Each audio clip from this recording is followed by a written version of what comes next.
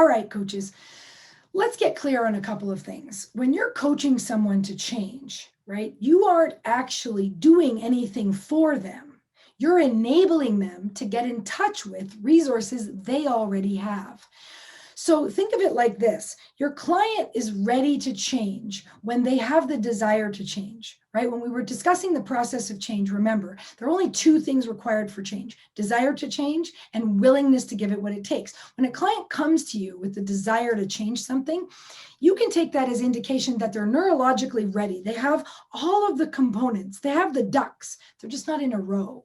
Right? And your job as the coach is to help them find the sequence. Now, depending on what type of coaching you do, you probably have tools and packets and frames and frameworks and things like that to enable your clients to get in touch with whatever it is they're trying to get in touch with inside of them to be able to affect the change in their lives.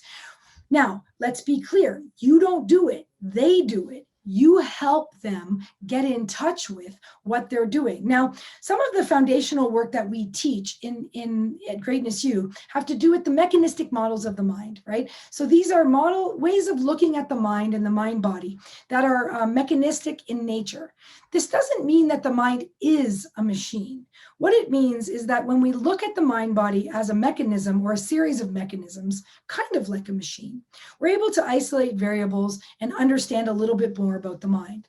Some of the assumptions that we make when we do this are very important when it comes to coaching. So for example, when we look at a client, we assume that the client already has all the resources they need to make this change, but they haven't gotten in touch with them yet.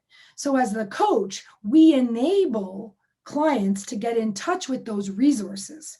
That's an important component of understanding the role of the coach. You don't change the client. There's no magical power. They change themselves. You enable them by getting them in touch with what's already there. Any resistance in your client is a sign of a lack of rapport between you and the client. You have to be in rapport with the client so that you can help the client to get in touch with these resources, right?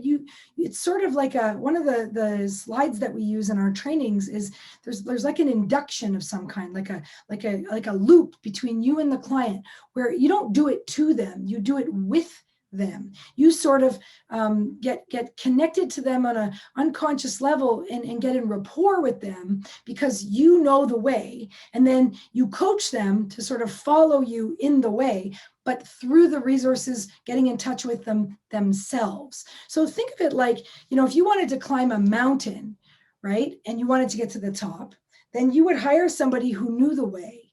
But the truth is, the person who knew the way would only be able to show you the way. And it would be your choice as to whether or not you took the steps to follow them or not. So you'd have to want to climb that mountain in order to take the first step.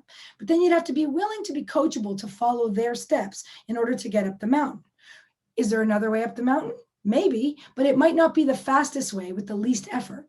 The coach generally knows the fastest way with the least effort that will produce the result. And as long as they have a client with desire to change and a willingness to give it what it takes, change will happen.